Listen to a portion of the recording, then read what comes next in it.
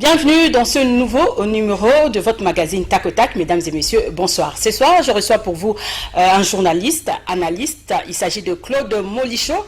Il dit toujours qu'il est proche de Joseph Kabila et il assume. Journaliste kabiliste. Claude Molichot, bonsoir. Bienvenue dans Tac au Tac magazine. J'assume parce que Kabila, nous lui devons du respect dans ce pays. C'est quelqu'un qui a fait beaucoup, qui a tout donné. Ah, vous n'avez même pas répondu à ma salutation directement, vous commencez à répondre, vous êtes à la défensive. Non, juste pour donner la pression à ceux qui nous suivent. Merci de l'invitation, je salue tout le monde qui nous suit. Et j'ai dit que Kabila, c'est quelqu'un à qui on doit beaucoup dans ce pays. Kabila a sacrifié sa jeunesse. Vous savez comment Kabila a trouvé ce pays à l'âge de 29 ans. Est-ce qu'on l'a imposé? On l'avait imposé? Non, c'est pas patriotisme, parce qu'il est venu libérer le pays. S'il n'était pas prêt, il pouvait bien dire que non, je ne suis pas prêt à diriger. Donc, ce n'était pas une imposition. Il ne pouvait pas s'arrêter à mi-chemin. Il est venu avec M. Laurent Désiré Kabila, le 17 mai 1997, prise de pouvoir, applaudi et apprécié par toute l'humanité. Et voilà ce qui est arrivé un certain 16 janvier 2001. Il dit non, je prends le flambeau et il a prêté serment le 26 janvier 2001 pour amener le pays très loin. Et voilà, il a laissé le pays le 24 janvier 2019 avec la passation pacifique et civilisée avec Félix Antoine Tshisekedi Tshilombo. C'est pour dire que Kabila a un parcours. Mais ce n'est pas une première. Hein. Quand Mobutu en 1965, Mobutu a fait son coup d'État, il y avait Joseph Kasavubu était là, il est parti, il n'avait pas fait de trouble, rien, il est rentré dans son village. Je ne sais pas, mais ce n'est pas une première. Madame Nico, parce que les gens pensent que non, c'est la première fois un président vivant. Joseph Kasavubu était vivant aussi quand Mobutu a fait son coup d'État. Mobutu a fait son coup d'État, effectivement, oui. Mais la façon dont Mobutu a accédé au pouvoir et la façon dont Kabila a accédé au pouvoir, c'est justement pour dire tout simplement que non, parce qu'il y a des gens qui pensent que non, les premiers présidents vivants, ils étaient tous morts et puis voilà, comme Mouzé était mort, on n'a jamais eu un président vivant, un ancien président vivant. Mais à l'époque de Mobutu, Joseph Kasavubu était vivant. Tout à fait, mais la marche de l'AFDEL, c'est toute une histoire. Imaginez-vous des gens qui prennent la ferme décision de marcher à pied de l'Est à l'Ouest, plus de 2000 km à pied pour avec venir des bottes en caoutchouc, avec des bottes en caoutchouc pour venir libérer le peuple congolais. C'est vraiment un événement, je ne sais pas, inédit qu'on ne peut plus revivre. Je ne sais pas si il faut attendre 100 ou 200 ans. Apparemment, le peuple congolais n'a pas été libéré avec le peuple congolais a été libéré. La pression rwandaise. Si vous étiez à Kinshasa le 17 mai 1997, c'était la liesse populaire. Ici à Kinshasa, parce que c'est le point de chute de la marche de l'AFDEL. 7 mois de l'Est à l'Ouest, c'était fantastique. Et moi je dis toujours, qu'est-ce que Kabila a trouvé de bon dans ce pays et qu'il a détruit? Il n'y a pas toujours de réponse, parce qu'on dit Kabila c'est Satan, Kabila c'est les démons, ce sont nos amis de l'île. Et qu'est-ce qu'il a trouvé de mauvais qu'il a construit? Voilà, c'est une très bonne question. Mais je me pose la question aussi. Si Kabila, M. Laurent Désiré Kabila, était... Non, ou soit si Mobutu était un bon président, où il gérait très bien les Zaïre à l'époque, Kabila n'allait pas traverser ces vastes territoires pendant 7 mois. S'il était encore dans l'appréhension ou dans l'appréciation du peuple congolais, Kabila n'allait pas... Mais Kabila est tombé dans le même piège que Mobutu. Aujourd'hui, Kabila, c'est lui l'aimé, c'est lui les diables. Non, Kabila... voilà, il a dirigé pendant 18 ans, mais rien n'a changé. Non, Kabila fait beaucoup de choses. Pareil, avec Mobutu aussi a fait Mobutu a fait beaucoup de choses. Il a bien commencé, mais il a mal chuté. Mais Kabila, c'est pas la même chose. J'ai suivi un documentaire. Mobutu a bien commencé, mais il a mal chuté. Mais Kabila a très mal commencé, mais il a bien chuté. C'est pas la différence. Il a bien chuté comment ça? Il a bien chuté parce qu'il a laissé le pays en entier et il a remonté l'économie, il a remonté la croissance économique dans ce pays. Parce qu'il a trouvé le pays émietté, divisé, avec des bandes, des groupes rebelles. Bemba au nord, les RCD à l'est, Roger Lumbala qui fait beaucoup de bruit au nord-est, ici, vers Beni Butembo. Donc le pays était divisé, beaucoup d'administrations, plus de 5 administrations. Mais Kabila a réunifié ce pays. Nous sommes allés aux élections en 2006. Et la constitution dont tu tapes, c'est bon le torse aujourd'hui, c'est la constitution de politique de Kabila. Après le dialogue intercongolais, Kabila a battu campagne, a demandé qu'on puisse a demandé à lancer un appel au peuple congolais de voter oui pour approuver cette constitution afin qu'on ait aux élections en 2006. Aujourd'hui, cette constitution pose problème. Hein? Oui. Elle a fait son temps. La même constitution elle a fait son vous temps. avez voté. C'est la même constitution que Kabila n'a fait que violer. Kabila n'a jamais voulu la constitution, mais c'est ceux qui sont venus après Kabila. C'est ceux qui sont venus après Kabila qui ont violé la constitution. Et les preuves sont là. Ah bon? Tout à fait. Ce sont des analyses partisanes, comme on dit. C'est parce que vous êtes proche de oui, Kabila. J'assume, mais je suis proche de Kabila. Nous lui devons. Mais moi, je me dis toujours, le journaliste proche de Kabila, Katumbi, proche Lamouka, proche UNC, je ne sais pas. Proche de l'UDPS aussi. De l'UDPS aussi. Oui. Mais j'aimerais que vous fassiez tout simplement la politique, au lieu d'être journaliste. Parce que là, vous faites un peu l'usurpation du journaliste. Quand on est journaliste politique, devenez communicant. On est dans la politique et on vit, on respire politique. Parce que nous sommes dans la politique tous les jours. Nous traitons les informations politiques et nous les diffusons. Donc nous sommes dans la politique. D'ailleurs, nous sommes des observateurs privilégiés dans le paysage politique congolais. Nous, journalistes. Voilà pourquoi nous sommes dans les bains, nous sommes à l'aise en étant... Parce qu'on dit toujours que le journaliste est un citoyen du monde, n'a pas de couleur, neutre, bien qu'on dit qu'être neutre, c'est être Non, lâche. si les journalistes n'avaient pas de couleur, on ne pouvait pas parler de la presse rouge, la presse bleue ou la ligne éditoriale. Mais c'est dans les traitements où on respecte les règles, les principes du métier, l'authenticité des faits, l'objectivité et tous les autres principes du métier, nous les respectons. Mais ça n'empêche pas que je puisse être chargé de communication de Joseph Kabila Kabang, ou ça je puisse être dans la série de communication de Joseph Kabila Kabang en tant que personnalité politique, parce que c'était un acteur de taille. Mais là, que faites-vous de votre indépendance, l'indépendance? Je l'exerce toujours. Dites-moi, est-ce que vous êtes journaliste? Comment analysez-vous la presse actuellement? La presse actuelle, est-ce qu'elle est indépendante? Non, la presse congolaise a des difficultés sur l'accès à l'information. Parce qu'aujourd'hui, nous constatons que les journalistes n'ont pas les moyens, comme ailleurs. Ailleurs, les journalistes peuvent se dire, non, je paye mon billet, j'ai un compte en banque, je lève les fonds dans mon compte, pour aller couvrir, je paye mon billet pour aller couvrir une activité. Mais ici, nous sommes des journalistes transportés. C'est-à-dire que c'est lui qui vous prend en charge, c'est pour lui, c'est pour cette personnalité-là que vous travaillez. Donc la presse n'est pas indépendante. L'indépendance, ça s'arrête au niveau de ces traitements contextuels, dans ces contextes-là. Donc, au niveau de la vision de l'indépendance, au vrai sentiment, non. Parce que les journalistes... Il y a un confrère qui a écrit dans un livre, les journalistes à la main tendue. À la main tendue, oui. Mikombe Wakashipolo, pour ne pas les citer. Ah, oui. Et c'est toujours d'actualité aujourd'hui. Parce que quand on parle... Bon, je ne dis pas que le coupage... Depuis l'époque de Mobutu, il y avait des coupages, il y avait des journalistes comme des... Ce n'est pas seulement au Congo. C'est partout. Ailleurs, oui. Les coupages, c'est partout à travers le monde. Mais ailleurs, les journalistes peuvent se décider. Regardez la guerre en Irak. En 1991. Iran-Irak. Bon, il y a des journalistes qui se sont portés garants, qui prennent les risques avec leurs moyens pour aller couvrir la guerre sur le terrain de combat. Mais d'avance, ils peuvent avoir des autorisations, mais ils se prennent en charge eux-mêmes. Donc c'est quelque chose d'encourageant. Mais ici, chez nous, le journaliste est clochardisé, il n'a même pas... Il n'a pas de moyens, c'est pourquoi il est devenu porte-parole de politique. Voilà. Ce sont des politiques maintenant qui gèrent les journalistes. C'est ça, oui. C'est ça le problème. Quand je parle de journaliste transporté, ou journaliste coupé, c'est-à-dire qu'on te coupe à 1000 morceaux pour que vous puissiez travailler sur...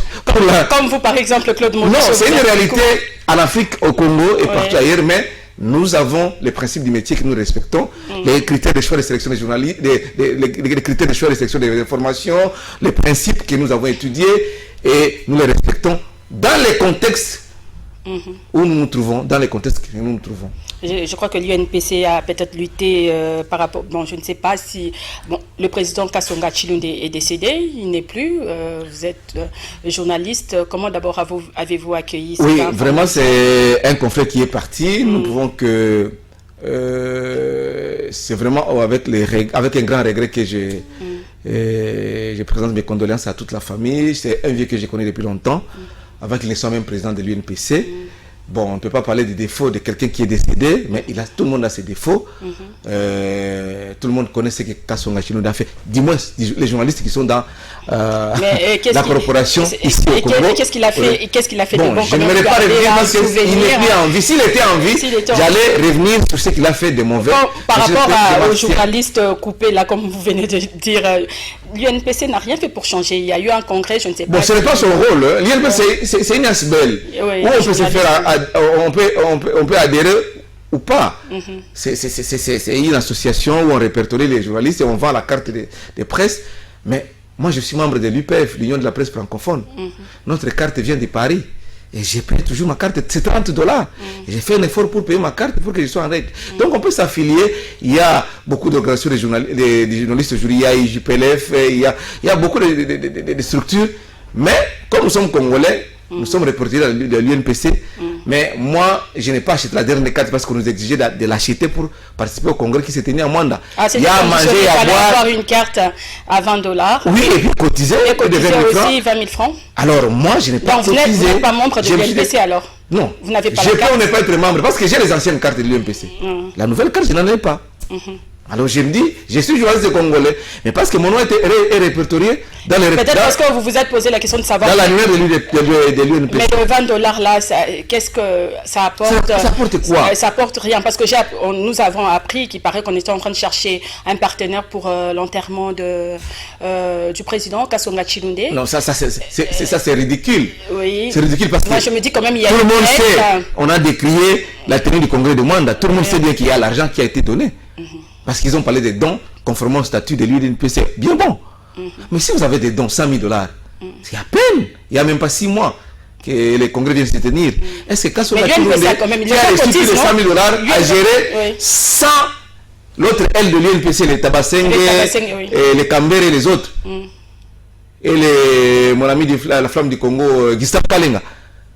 Mais les 100 000 $, comment vous avez géré cet argent? Et après, on a regretté la disparition de Kasonga Chilunde. C'est-à-dire qu'il n'a plus rien aujourd'hui pour qu'on puisse lancer un appel que non, Yaka, non, c'est ridicule. Il doit aussi être décoré à titre, je ne sais pas. Bon, ça, ce sont les autorités. Peut-être il sera admis dans les rangs l'ordre des héros nationaux, Kabila Lumumba, peut-être. Je ne sais pas. Mais je parle des moyens. Il vient de recevoir 100 000 $, c'est beaucoup. D'ailleurs, on parle de 200 000.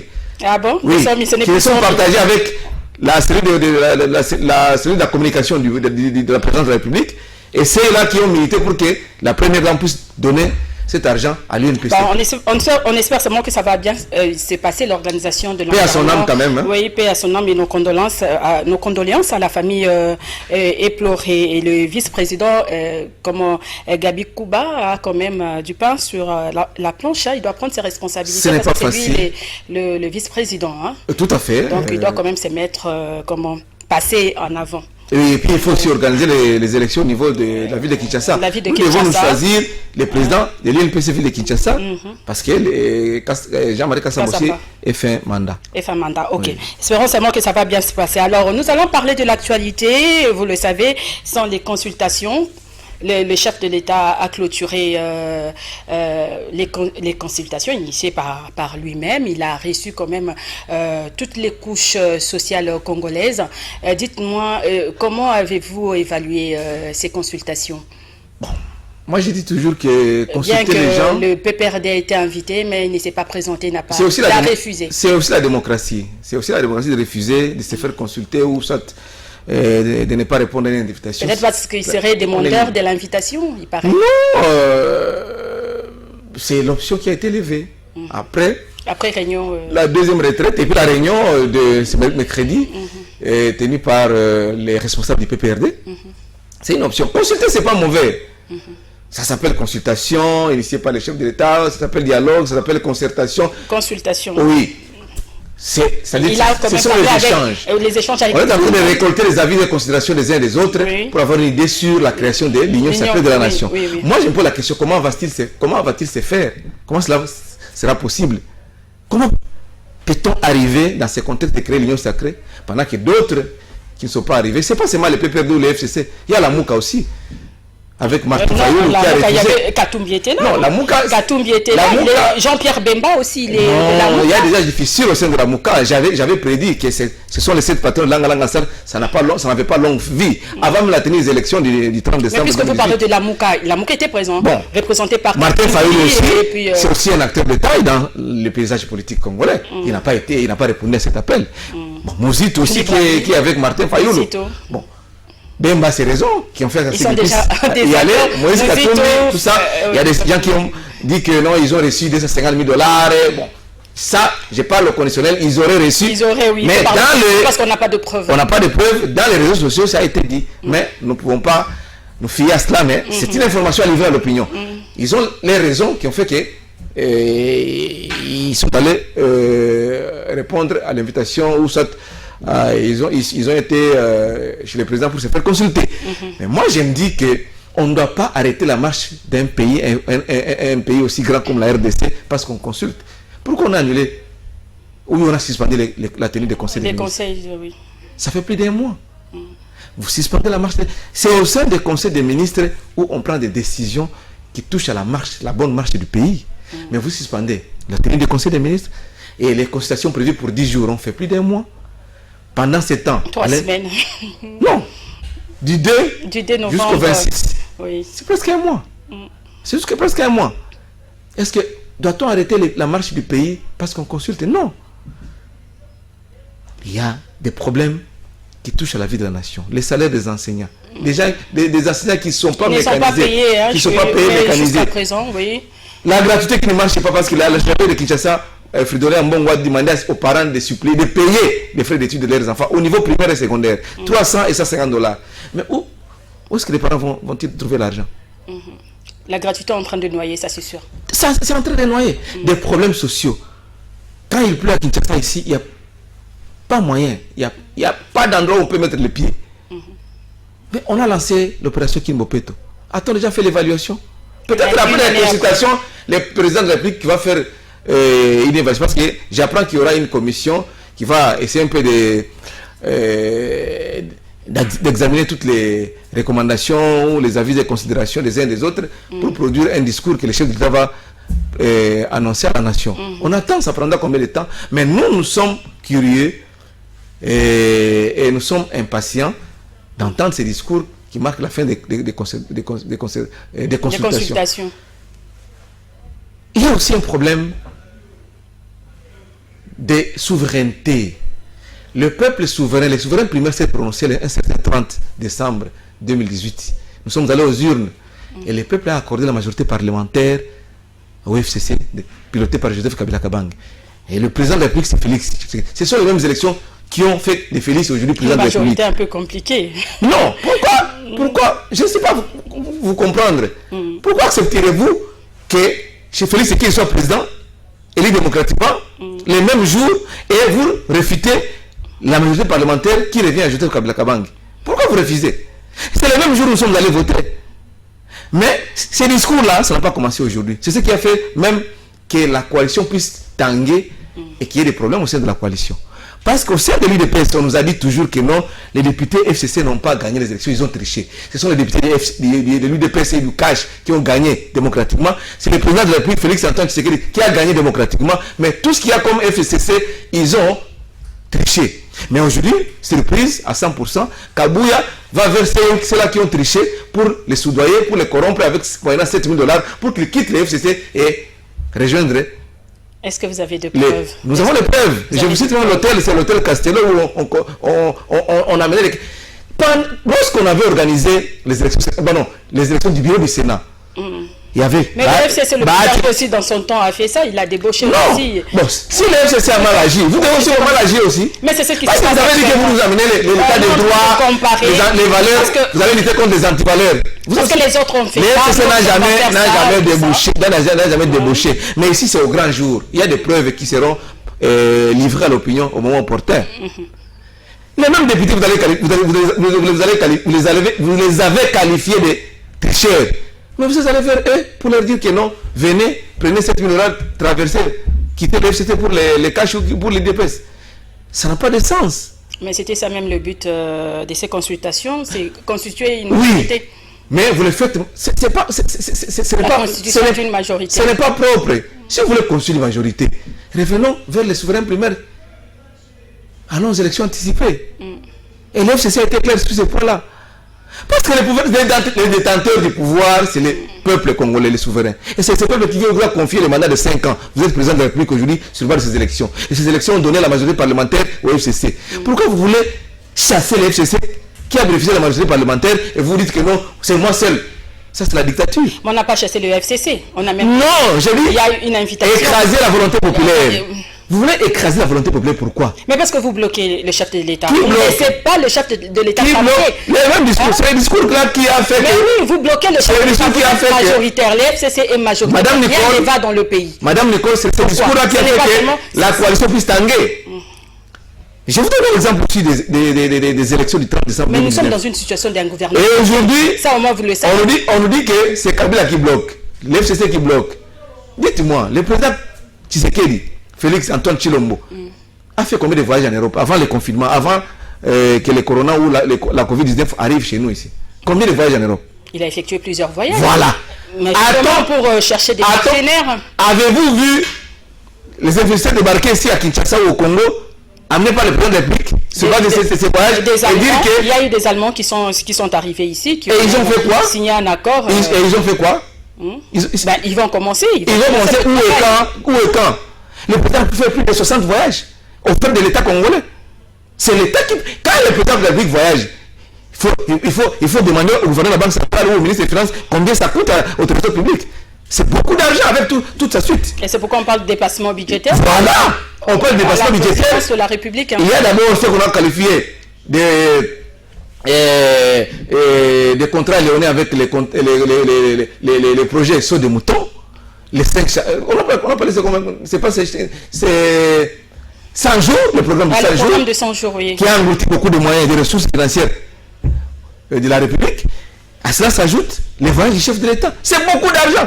Parce qu'il a remis seulement l'argent ou les reliquats de frais de mission une seule fois. La première mission qu'il a effectuée. Il dit non, j'ai eu beaucoup d'argent pour cette mission. Voilà ce qui reste. Je remets dans la caisse de l'État. Mais tous les autres déplacements, les autres voyages, n'a-t-il pas reçu les frais de mission? Et c'est ça qui... C'était vraiment non. Non, je parle des missions aux frais de l'État. C'est coûteux dans le trésor public. Mais en retour, nous allons avoir les retombées de ces missions, plus de 60 missions. Mais on relève aussi que... Mais qu'est-ce qui nous a amené comme résultat? Les investisseurs, ils ne viennent pas. Pourquoi? Est-ce que c'est Kabila qui bloque l'avenir des investisseurs ici? A-t-il planté le maïs à Kabila Kamwanga ou soit à Kimbala Mundu? Ou Kabila a bloqué la pluie pour dire que le maïs ne pousse pas? Non. Où est-ce que Kabila a bloqué? A-t-il entrepris ou soit une démarche, ou soit un projet, la construction d'un pont? Il y a un pont comme ça qui s'est affaissé. Claude Molicho, il est allé remonter ce pont, réhabiliter ce pont, et Kabila a bloqué la réhabilitation de ce pont. Claude Machala. Il ne faut pas... Excusez-moi, Machala. C'est Claude Molicho. Parce que vous Machala, c'est un autre cabliste. Un autre cabliste, c'est ça, oui. C'est pourquoi j'ai parlé de Machala. Excusez-moi, Claude Molicho. Je sais que vous êtes kabiliste, journaliste kabiliste, proche de Joseph, quand même respectez aussi nos téléspectateurs. Quand même, il faut avoir des analyses tatillonnées au lieu d'avoir des analyses partisanes. À chaque fois, vous observez. Quand même, oui, mais à chaque fois, le chef de l'État prend une décision. On ne respecte pas les Madame Nicole, je ne sais pas si vous posez des questions. Vous posez des questions, moi je suis pas oui, répondez, mais il faut quel est ce projet? Il faut être aussi juste. Quel est ce projet d'utilité communautaire que Félix Tshilombo a initié au Congo que Kabila a bloqué? Dites-moi. Quel est ce projet que Kabila a bloqué? Mais ne fût qu'un seul. Parce que ces discours viennent de l'île de presse. D'abord, ils ont commencé à dire que non, les députés du FCC ont triché pendant les élections. Il n'y a que ceux de l'île de presse qui ont gagné. Des deux, Kabila a continué à bloquer. Dites-moi où est Kabila. Qu'est-ce que Kabila a bloqué? Quel est ce projet que Kabila a bloqué dans ce pays, initié par le président de la République? J'attends la réponse, je n'ai pas encore de la réponse. Partout, je suis en train de claironner, partout, sur toutes les chaînes de télévision, toutes les stations de radio, j'ai dit, montrez-moi là où Kabila a bloqué Félix Antoine Tshisekedi Tshilombo. Quel est ce projet que Félix a initié? Ou les investisseurs qui sont venus ici au Congo, amenés par Félix Tshisekedi Tshilombo, que Kabila a bloqué? Il n'y en a pas, maman. Il ne faut pas prêter les mauvaises intentions. On a commencé à dire dans ce pays, l'UDPS depuis longtemps, que Kabila veut changer la constitution, il veut briguer le troisième mandat. Est-ce que Kabila a-t-il brigué le troisième mandat? Au Kabila, on va faire la transition sans Kabila. Parce qu'il y a eu pression. Non, quelle pression? De la communauté. Kabila est allé sur le plan. Il y a eu des morts. Kabila est allé à l'Assemblée générale des Nations Unies. Kabila a dit à la tribune des Nations Unies, moi Kabila, je vais respecter la constitution. Kabila est allé devant les deux chambres réunies en parlement, devant les deux chambres du parlement réunies en congrès. Il leur a dit, les députés réunis en congrès et les sénateurs, je vais respecter la constitution. Kabila a tenu un point de presse au palais de la nation. Il y a un journaliste de France, de RFI qui a posé la question. Vous allez briguer le troisième mandat, monsieur le président? Est-ce qu'il y a une copie de la constitution qu'on peut donner à la dame? C'est la réponse, c'était la réponse de Kabila. Les archives sont là. Où est-ce que Kabila a violé la constitution? Mais dans peu de temps que l'IDP ses pouvoirs, on a vu trop de violations de constitution. Vous dites toujours trop de violations, mais personne n'a porté plainte. La dictature, non. Je te donne un exemple, madame. Je vous donne un exemple. Aujourd'hui, on a documenté, répertorié et documenté 116 cas de violation des droits de l'homme. Au Congo, depuis que Félix Antoine Tshisekedi Tshilombo est président de la République. 24 arrestations des journalistes. le dernier cas en date, c'est les 2 journalistes de Boston la politique qui ont été arrêtés pendant les consultations. Vous parlez des 116, moi je vous poserai aussi des questions. Et documenté par le Bureau Projet des Nations Unies aux droits de l'homme, et RFI en a répercuté avec journalistes en danger pour amener à l'ONU des droits de l'homme à Genève. C'est documenté. Moi-même, je suis un exemple palpant. J'ai été agressé, molesté, tabassé et ma voiture a été détruite par les militants de l'île parce qu'ils organisaient leur marche. Vous ne pouvez pas avoir un kabiliste comme moi sur la voie publique. Je n'ai pas le droit d'emprunter la voie publique. C'est la violation des droits de l'homme. Ça tombe sur la tête de qui? Du président de la République. C'est lui qui est le grand bon fonctionnaire de la justice. Si on ne respecte pas les droits de l'homme, Kabila n'a jamais violé la constitution. Kabila n'a jamais attaqué les journalistes. Il n'a jamais arrêté les journalistes. En 2016, il devait organiser les élections. Mais Kabila vous a dit que non, nous y allons. Et vous dites que non, la machine a violé, la machine a triché. Cette machine-là, si vous cliquez le nom de Félix Tshilombo, ça va se transformer en Shadari. Donc, ils ont refusé la machine à voter. Et en dernière minute, ils ont accepté. Même la Mouka, Martin Fayulu a dit que non, on ne va pas aller aux élections avec cette machine de Nanga. C'est ce qu'on a dit, la machine elle est Nanga. Mais c'est sur base de cette machine de Nanga que Félix Antoine Tshisekedi est devenu président aujourd'hui. C'est sur base de cette machine de Nanga que la machine parlementaire revient à Joseph Kabila Kabanga aujourd'hui. Ce sont des mensonges, on ne doit pas prêter de mauvaises intentions ou de faire des procès d'intention à Joseph Kabila Kabanga. Nous devons beaucoup à Joseph Kabila Kabanga parce qu'il a remonté ces pays. Ces pays a besoin de progresser sur le plan démocratique. Nous devons rien, il ne faut pas dire que nous devons tout. Non, Kabila. Je vous dis, Kabila c'est un don de Dieu. D'abord, il est savant politique, et puis c'est un don de Dieu. C'est un don de Dieu qui est mal aimé par la population. Non, c'est une grande partie. Moi, j'aime Kabila. Oui, je sais que dans. Vous ne l'aimez pas, c'est votre droit. Chacun a son peuple. C'est voilà. C'est pas que chacun a son droit. Non. Oui, il est mal aimé. Selon quelle statistique, quel échantillonnage ou quelle enquête que vous avez menée? Mais nous sommes quand même journalistes quand dites-moi qui vous observez tout ça, la population. Mais moi, j'aime Kabila. Vous n'aimez pas Kabila. C'est votre droit. Moi, j'aime Kabila. Et il y a plusieurs personnes qui aiment Kabila. Ça, je vous l'ai dit. Ce sont je vous dis, c'est vrai que dans le peuple, chacun a son peuple, ça c'est vrai. Alors, vous avez parlé du voyage du chef de l'État qui a effectué plusieurs voyages qui a coûté beaucoup au trésor public. Mais on relève aussi... Et puis aussi le projet de 100 jours qui a coûté beaucoup dans le trésor public. On relève aussi que les sénateurs à vie gagnent un gros montant de 680 000 dollars mensuellement. Qui a livré ces chiffres-là? C'est qui? Mais si vous voulez voir les traitements ou les avantages sociaux d'un ancien président de la République, allez au ministère du budget. Le candidat malheureux. Allez au ministère du budget qui travaille en collaboration avec le ministère des Finances pour actionner une dépense publique de l'État. Allez au ministère du budget. On va vous dire. Parce que ces gens-là ont dit que non, c'est parce qu'il y a des dépassement budgétaire à la présidence de 14 000%. 14 000%. Et c'est Kabila qui est à la base de ça. Mais les conseils Bilomba, Marcel, il a été contenu par le ministre des Finances. Parce que le ministre qui a la réalité. C'est lui qui fait l'ordonnance, qui ordonnance les dépenses, c'est qui? C'est le ministre des Finances, avec le budget. Avant qu'il s'en aille à la Banque centrale, en passant par la chaîne des dépenses. C'est faux et archi faux. Donc il n'est pas payé, c'est ça. Kabila ne relève pas du budget de la présidence de la République. S'il y a un dépassement de la présidence de la République, c'est à leur niveau. Ils doivent justifier dans la loi sur la réduction des comptes. Noël Tchani va saisir la Cour pour rien inutilement. Non. Madame, on vient de saisir les cours des tribunaux ici contre Madame Babouna, contre le bureau piloté par Madame Babouna, par un député national, Fabrice Pouela. Mais c'est son droit. Il a les droits, plein de droits. Tout le monde a les droits. Ça a été déclaré. C'est ce que j'ai dit. Que Noël Tchani qui est devenu Tshisekedi aujourd'hui, il peut saisir. Il est libre. Mais qu'il nous amène des preuves. Il amène des preuves. On a toujours accusé Kabila dans ce pays. Depuis qu'on a accusé Kabila. Mais nous sommes là et aujourd'hui on commence à nous donner raison. Parce qu'on a dit machine à violer, transition sans Kabila. Kabila avait migré le 3e mandat. Mais les résultats nous donnent quoi? Les résultats nous donnent que ce sont des mensonges cousus. Fin consultation. Kabila ne s'est pas présenté aux consultations. Kabila ne veut pas se présenter. Le PPRD non plus, le PPRD non plus, le FCC non plus. Alors, peut-on dire que Tshisekedi et Kabila sont partis pour ne plus s'entendre? Bon, il y a un responsable de l'UDPS, c'est Augustin Kabouya, qui disait que non, Kabila c'était un collaborateur. Il n'aura pas de collaborateurs aussi francs comme le président de la République, Félix Tshisekedi. Kabila n'est pas collaborateur du président de la République. Kabila c'est un partenaire politique.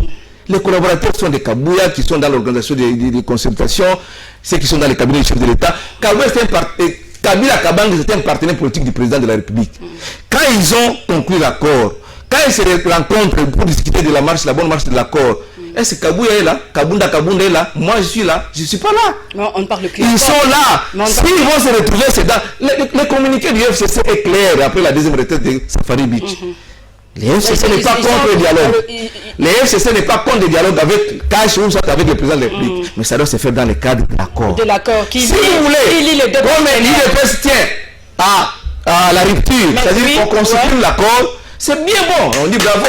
Mais on doit rentrer dans la cohabitation. Et dans la cohabitation, le président reste président de la République.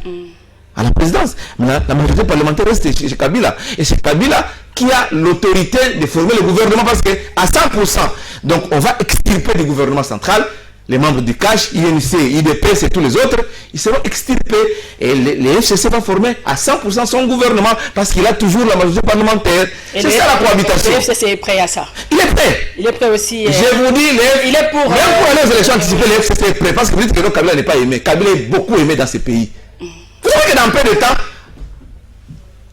on a vu que l'IDPS nous fait voir tout sauf l'état de droit, tout sauf le peuple d'abord, tout sauf la démocratie. Comment doit-on tuer un policier qui est en train de jouer son rôle, qui est en train de... un agent public de l'État, un agent de l'ordre, qui est en train de mettre l'ordre pendant la marche, vous venez avec des grosses pierres, vous l'écrasez, vous les tuez. C'est documenté par les bureaux conjoints nationaux de l'homme. Un policier. Regardez cette famille-là de ces policiers. Il faut aller les voir. Qui est allé voir la famille de ces policiers qui a été tué par la marche des PS? Regardez la destruction méchante chez Kimouta parce que le FCC est perdu. On a détruit sa résidence. Kassamba, c'est bien détruit. Moi-même, je suis victime. On a détruit ma voiture. On a tabac parce que je suis pour la ville. L'édiction des règlements. Ce sont les vérités de la dictature. Et la dictature ne passera plus dans ce pays. Si on veut nous ramener dans le système de parti, comme un peu le parti Tata Bomoko, Maman Boboko, ça ne passera pas. Kabila s'est sacrifié pour la démocratie. Nous sommes allés aux élections pendant 3 fois. Et il a fait asseoir la démocratie dans ce pays. Il a favorisé la position pacifique et civile du pouvoir. On ne doit pas marcher sur les cadavres de M. Romain Désiré Kabila qui est venu libérer ce pays le 17 mai 1997. Bien, alors, mot de la fin, comment entrevoyez-vous l'avenir du pays? Ça dépend des acteurs en présence. Mais ces flatteurs-là, quelqu'un comme Roger Mbala, est-ce qu'il a un discours à donner? Quelqu'un comme Basile Longo, il a un discours à donner.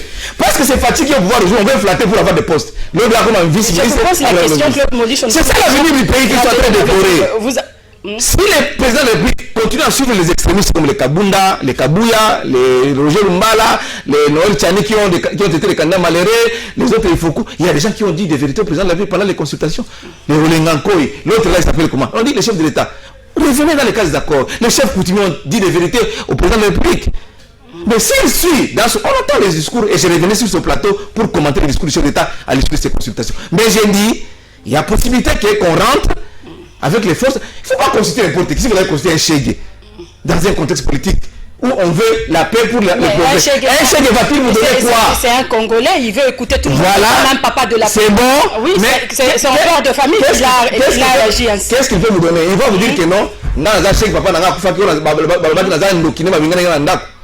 On peut se bon aller améliorer les conditions il y a vie à Bachege, les enfants de la rue. Au Rwanda, on ne parle plus des enfants de la rue. Mais pour améliorer, alors il faut nous devons nous retrouver dans le cadre de respect des textes légaux. Si vous ne respectez pas les textes légaux, et votre accord, ce n'est pas les consultations qui vont changer la constitution, ce ne sont pas les consultations où on va dissoudre l'Assemblée nationale, ce ne sont pas les consultations qui vont chasser le Premier ministre, ce ne sont pas les consultations qui vont... Non. Le président a ses attributions conformément à la Constitution. Ça sera le Premier ministre a les siennes. Oui. L'Assemblée, toutes les institutions, chacun a ses attributions. Mais il ne faut pas marcher sur le plate-bande des autres parce qu'aujourd'hui, à l'issue de ces consultations, le président n'a pas qualité de dissoudre l'Assemblée nationale parce que la Constitution a prévu les mécanismes de dissolution. C'est-à-dire qu'il faut qu'il y ait crise persistante entre l'Assemblée nationale et le gouvernement. Mais il y a déjà crise. Non, il y a crise entre le président de la République et le gouvernement. C'est ça. Il y a crise, c'est ça. Mais lui, il a arrêté.